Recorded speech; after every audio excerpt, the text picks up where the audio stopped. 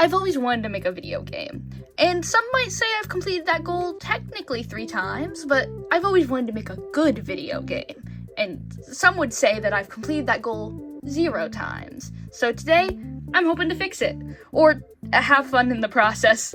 The first game I made, and regrettably the most popular game I made, was a Five Nights at Freddy's fan game. It was made to just find out if I could make a game, and honestly, the support on it is incredible, because I was better at designing the itch.io page than actually making the game. I got a lot of support for the game, and honestly, I had a load of fun making it, so after some debating, I decided that, hey, I might as well try to make another game. And then I made this game. This game wasn't bad per se, it was worse, it was boring. Honestly, I do really love some parts about it, but it felt like a lot of loose ideas that I just felt too burned out to finish any of them. My most recent game at the time of recording this, and also my favorite game, was a Sonic the Hedgehog fan game. And you might be wondering, why is this one so good? Did I end up getting better at RPG Maker? No. I actually switched game engines and game genres to visual novels, and I'm now using Ren'Py. So now that I made one game in Ren'Py, I should be a master at Ren'Py, and that is not the case. I'm still learning, and I still don't really know how to do anything. Since I am very much so not a pro at Ren'Py, I am going to be making something that's a smaller scale, and so that I can actually finish the game. So what is this mysterious game that I've been working on? I don't know. I don't know what it could possibly be. What could this game possibly be about? I'm just so not sure. I mean, I really could just do anything. You know, I have such a varied amount of interests that I really could just do any sort of game. It's gonna be Sonic the Hedgehog themed. But Lil Wolf's I hear no one crying. You already made a Sonic the Hedgehog themed game. Yes, and this was all part of my master plan. Because if both of the games are made in Ren'Py, that means I can reuse assets. But Lil Wolf's I hear no one sobbing again. What's this game going to be about? I'm glad you asked, because at the time of filming this, I'm already halfway done. So I would hope that I know what this game is going to be about. And I do. And I am going to share that information right this second. Sonic.exe was created on June 23rd, 1991. And I like Sonic the Hedgehog, and I like horror games. So I thought that would be a cool thing to mash my favorite things together. And then I remembered someone already did that, so I was like, oh, let me copy your work a little bit and then change the font and size it up by 2. There is like... No, I don't want the AI. Stop talking to me. How many Sonic games? Oh, there's a lot of Sonic games. That's not what I wanted, though. Sonic.exe have a game? I'm pretty sure it does. There's a bajillion. How am I going to stand out from the rest? Well, as I mentioned before, this game's gonna be a visual novel, which is sort of a slippery slope, because some people don't like visual novels. But on the other hand, I'm making this game because I want to play this game, and I like visual novels, so I don't really care. But you don't often get a Sonic.exe game in the genre of visual novels, because the original story was not about a visual novel at all, because Sonic, well, I mean, it has a visual novel now. It's not going to be based on the murder of Sonic the Hedgehog either. Whoopsie daisy. That would have been cool, though. But because of this different type of genre, hopefully it'll do a bit to make my project stand out from the others. There's something fun about visual novels is they normally have a more direct focus on characters and stories, which of course other video games do a lot of. Have you ever played Metal Gear Solid? We'll get back to that. But a lot of times, because there's no other type of gameplay, you gotta feel invested to the characters, to the story, or else you're not gonna have a fun time. And something about me is I like writing Sonic the Hedgehog fanfiction. So, I mean, that's basically what this is.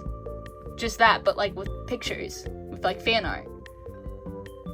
But as an avid fan of Sonic the Hedgehog, and a pretty reasonable fan of horror media, I've been a little bit disappointed in the creepypastas. I mean, I'm not actually that big of a creepypasta fan. I probably found them out more around high school to middle school, because when I was in elementary school, I didn't even know what they were. I'm gonna be so for real. So when I think about something that I want in a Sonic the Hedgehog creepypasta, horror game, whatever, I personally want it to be more based on the actual characters and the world of Sonic the Hedgehog, because that's the thing that I like the most, than using the characters as a mascot to project some other horror, which is great. I do love it too. I mean, obviously I love it. I made a kind of parody on EXE games before, but I am actually passionate. I do like the genre a lot. I love a good old haunted video game, and there's nothing wrong with anyone who makes those or anyone who likes those, obviously. But even though I really do love those games and I love the genre, I do kind of want to see more of horror stuff happening where it would feel like it's in the world of Sonic the Hedgehog. If there is a game, like I'm poorly describing, where it's horror but it takes more place in the world of Sonic rather than using Sonic as a mascot to produce horror, then be sure to tell me about it, because I want to play that game, and I'm 100% sure it's out there. I just did like one Google search and I'm like, I can't find anything. Guess I have to make it. Ugh. Now, do note that when I post this video, game will pretty much be out already. So I might talk about spoilers, and I'll mark down if I'm about to talk about a big spoiler. So a very simple description before I actually start getting into more detailed stuff. This video game will be called Sonic Error 418, at least at the time of recording this. And as you can see, this is the menu screen. I don't have a title now. I don't know if I'll add a title. Hopefully I will before releasing this game. And you click that, ask you this, and there's 3 routes you can play. Oh, doesn't this kind of look like the Sonic.exe screen? That's so weird. So you can play through any of these 3 routes, and then it will spit you back out on this screen. Then you can pick the next route, spit you back out on this screen, you can pick the next route, but really, there's no order to this. You can start off with Knuckles, start off with Eggman, start off with Tails, move on to, whatever, so on and so forth. But then it will open up this mysterious route, where you will get the ending, which will hopefully, satisfyingly link all 3 of these routes together. Because the only thing I've made before this was a pretty simple visual novel, I kind of wanted to get a little bit more experimental with what I was doing, so I made it so that each route would have sort of a different vibe to them. I kind of did the same thing with my first ever fan game, which was the FNAF one, where there was like 6 routes and they all were like a different quote-unquote genre. So far, it's, I think, May 13th, 2025, and I have finished making the Tails route. I have finished making the Eggman/Rouge route. Yeah, Rouge shows up in that one. I think I put that in the description, so it's probably not that much of a spoiler. And I haven't started at all on the Knuckles route. So something else I did do is I made a Game Jolt page before I finished the game, which is actually pretty normal. I just hate being like, oh, I'm gonna make this thing, and I'm like, but what if I don't make it? I shouldn't tell anyone I'm making it then. But I feel confident I'm going to finish this game, so I made a Game Jolt page, and hopefully this will get more eyes on my project, and also encourage me to actually do it and finish it and post more about it to get people being like, hey, this game looks like it could be cool. I'm also going to make an itch.io page before I finish the game. I already did all the art that I need for this game. Now, put a little asterisk there because I feel like whenever I think that, I'm not actually done with the art because there's some like UI design that I might still need to do in the future that I forgot about. All of the coding in this game is pretty basic, and it also uses Ren'Py's functionalities, which make it even more basic. Most of it is just to change a sprite or change an image, move it in a different direction, and to put text on the screen, because that is a lot of what visual novels are. And now I stole from Doki Doki Literature Club, but this is actually a trick that a lot of visual novels use. You decapitate and cut in half all of the characters' bodies, and then you stitch them together. It's mostly copy and paste, but what you want to do is you want to write image to define that this is an image, write the image name. I put the name of the character, and I also took the, this would be like the pose. This is pose 1, and this is the expression. The expression is A, which is happy with an open mouth. This is actually how I did for my last game, so I mostly just copied and pasted that. You would write down what image you want to show, like the coordinates, what image you want to show. This is the one for the left side of the body. This is the one for the right side of the body. This is the one for the face. And then once you do that, what I did personally is I copied all of Sonic's parts, and I put this into a different file, and then I found and replaced Sonic with Tails. Then sometimes some of them will have more expressions, like Shadow, who has more expressions. So what I would do is I would just copy a line from here. I would copy it, paste it below, and then I would change this one right here just so it would show a different face. And that's also what you would do if there was a different pose, but you would instead copy this whole block, and then you would change one of these. For some of them, they have a thing where their pose is just a body. Maybe they're tilted to the side a little bit, but they use the same face, like for Silver. So that one would only have 2, one for the body, one for the face. Something that I did not know in Ren'Py is that you can show screens or call screens. Calling a screen would kind of be like jumping a label where you're in an area, now you're in a screen, and the screen is kind of sort of like another scene, almost. Which is kind of helpful for mini games. You can add the background, you can add buttons to click on, and then you can make it for when you hit those buttons, they add to a certain variable, and then you're like, oh, when you reach that certain variable, you can add a little button that will jump you to the next scene, which is great and all, but what if you wanted to make a button that's on the screen the whole time while you're playing it, where maybe you can hit a button and see your inventory? You would use show screen. The screen would show up, but you can also still play the game at the same time. And that one was useful for Eggman's part, because when you play the game, there's a little button at the top of the screen to make it so that you can call someone. I wanted there to be a call system where in every moment of the game, you can call a few numbers, and they'll give you advice on what to do. Now, people have made, like, phones and such, but I already made a whole setup, and I was determined to do this on my own and not take anyone else's script, and that was probably not a very good idea. So you have this number pad, and whatever number, so I'm gonna pick the first number. This is variable num1, right? So when, oh god, I'll get to that. When I hit num1, this is a text button, direct one, it's the image, it's this image right there, because these are all separate images, put together to look like one image. And when I hit that button, it'll set the number to 1, if it detects that I haven't already hit a button. So it'll go, alright, I'm gonna set number 1 to 1, and I'm going to make call button, which senses, hey, have you already clicked the button, to 1, to show, hey, I've clicked the button. Alright, that's sweet. Now let's say I want to click number 2. Alright, this is going to be like, hey, your call button is already set to 1, so it knows, hey, you clicked a number before. So, I'm going to, this is still 1, there it is. And I'm going to hit it, and then 2 will appear. Sweet. And that's in the middle, where it should be. And they disappear because I don't know how to make it not disappear. And I don't care anymore about changing it. Let's say I want to click number button 1 again, you know? That's how I'm feeling.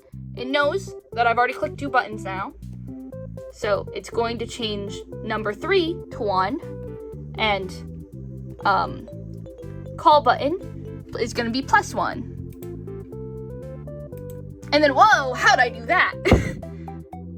I actually made it. So at the very, very end, I said if call button equals 3, which it should because I've pressed 3 buttons, it will call. It will say calling, and then it will put the variable for number 1, number 2, and number 3. It will be a text button.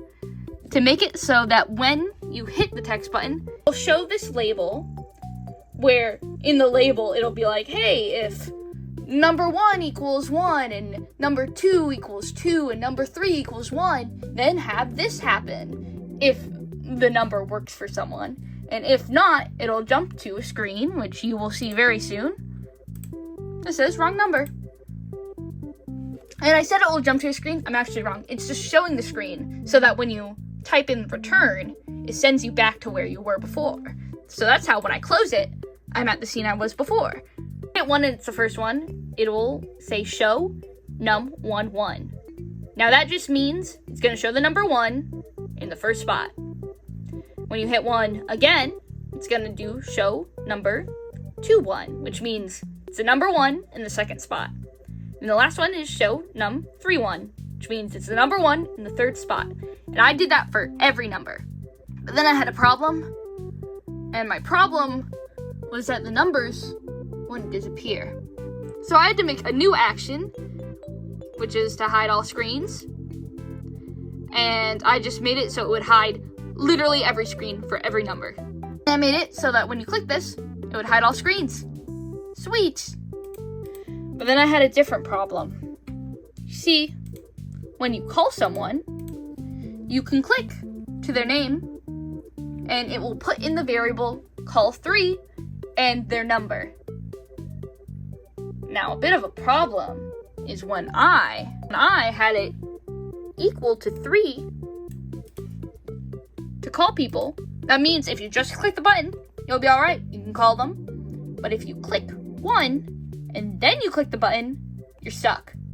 It just you can't even use it again, because then the call button is now 4 because you got 1 call button variable raised up because you pressed this button, and then 3 more. Uh-oh. The game doesn't know what to do now. And I thought, uh-oh, if someone accidentally does this, it's soft locked. So it took me so long to figure out that that was the case. So I made a clever little thing where if call button was more than 3, it would give you error, try again. And then it would show you another label, and that label would set all variables to 0. So now I can click 1, and I can click Eggman, and it'll give you, oh no, error, try again. And in this screen, it actually turns up all the variables to 0, because I couldn't find a way to do that actually worked using actions or screens. And it'll just like, oh, this old thing gets so many errors, ha ha ha. And look, now I can use it again. Yippee! So it would feel somewhat redundant to go over the other few mini games that I did, but I thought that I would show you the code through those ones because that one was so complicated to do.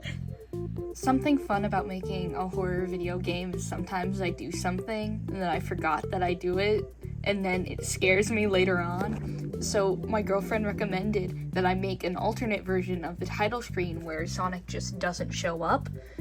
And so I did because it was really easy.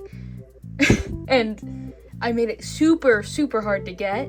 And I haven't gotten it at all until now. And I opened it up and I was like, where is he? Is there some sort of weird glitch? And it frightened me for a moment before I realized that I did it.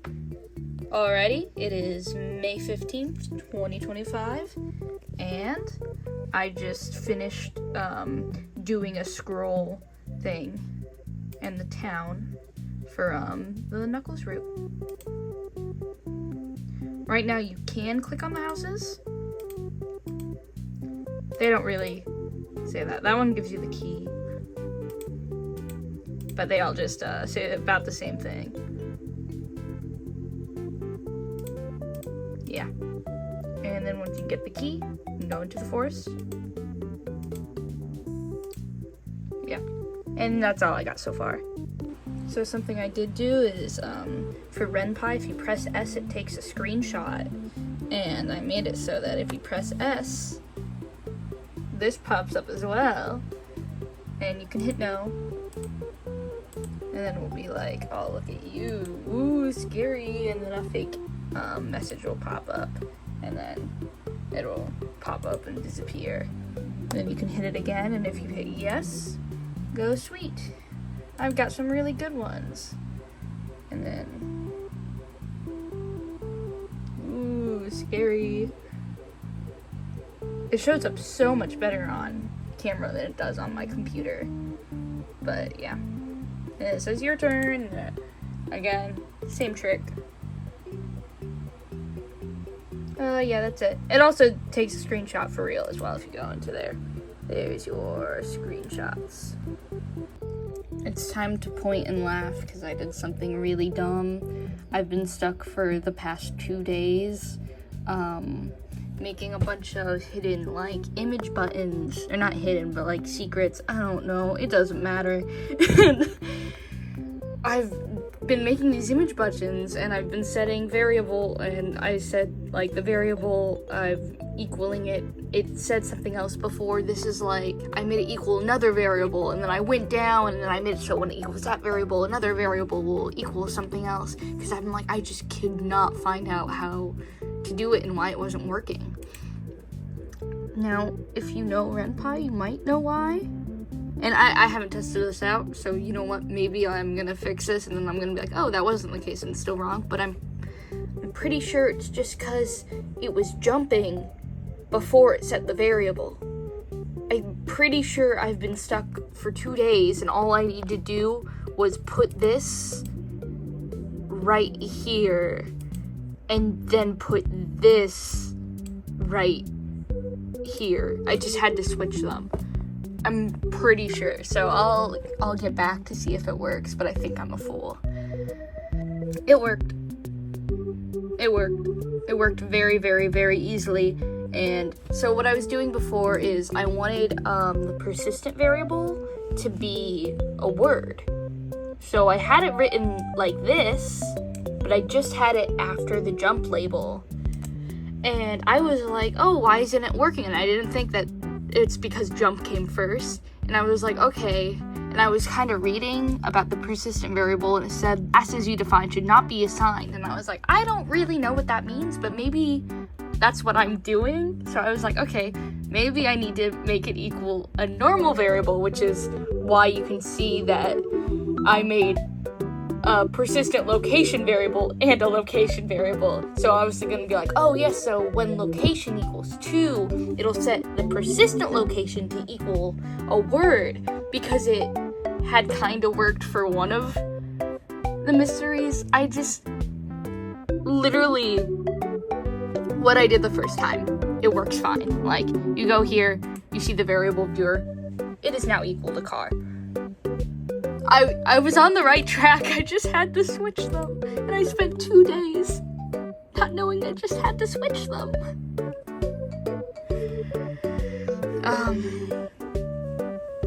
It's May 28th now.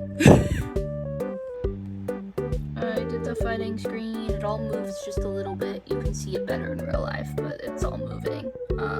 These buttons don't actually do anything. Okay, so I have been refining the fighting system. It's very, very, very basic right now. Basically, you these 2 buttons, they don't do anything right now. But you hit attack, and see their health goes down. That's the enemy's health. I got a cool eye font for that. Also, this is a drawing I did for my FNAF fan game that I did a long while ago that I still had on my computer, so I used it as a placeholder. And it says animation. There will be a fighting animation there. You click it, and then that animation is of them attacking you. So I'll have to put one of you attacking it, then it attacking you, and then your health will go down as such. So that's what I got so far. Right now, the thing is, when you click this, it resets the screen, so it's a little clunky. I'm hoping that when the animation is there, it'll have enough flair that you won't even realize. Also, if you attack too much, animation. It says, good work, team. And and it sends you back to the title screen. It is also to keep track of my time. Listen, it's June 7th, and I still got that water bottle right there. Alrighty, the shop's all up and running. These things are moving, and you can hover over them, and you can click them, but I have 0 gold, and I need to implant a thing to tell me how much gold that is, and I need to show my gold on screen. So, yeah, and I should probably, I'm like, I don't know if I should change this to say something else, like Leaf Shop. I might keep it as Leave Town. But, that's how I'm going so far. It is now, October 1st. I'm gonna be starting a job soon, and I have done barely anything for this game. So, today, I took all of today, which, I mean, it hasn't been that long yet, and I've been working on writing the ending, doing the art for it. It might be a little rushed, but that's okay, I just want to finish the game. So hopefully by the end of today, it'll be done, or at least it'll be done enough. Okay, so, I think I am done with the game. I realized that I didn't actually have that much left to do as I thought I did, because I already finished all of Knuckles' route, but I'm looking at this one screen because I'm trying to replay it just to make sure that the endings actually work. And it's so funny because you can really tell what I like to draw in backgrounds versus what I don't, because you see, like, oh look, it's normal trees, and then suddenly it's like the most beautifully rendered flower in the world. I really love drawing flowers, and like, oh no, you can tell because of the sudden change in quality. That's okay. Well, it might be a little bit of an anticlimactic ending, but it's done now, and if you want to experience the whole thing, you can go into the description and play it. Is it good? Who's counting? Who's counting? But it is done. I did do it, and it did take me, God, so many words, so many things I did, but I think that I'm at least a little bit better at video game making now. Maybe. There's parts where it feels a little rushed, and there's parts where the text box would show up even when it was on a screen if you did stuff in a weird certain order. So in my head I'm like, well, maybe people won't do it in that order. So it's definitely a little rough around the edges, and I might, you know, I'll release the game, I'll see what people think about it. Maybe if, like, there's a lot of spelling errors, or if there's a lot of glitches or something like that, then I'll make a list of them, and one day I'll go back and try to revamp it all. But I also said that for my other games, and then I didn't do that. So yeah, if you want to experience the game for yourself, link in the description, and that's it. So whoosh, Sonic the Hedgehog.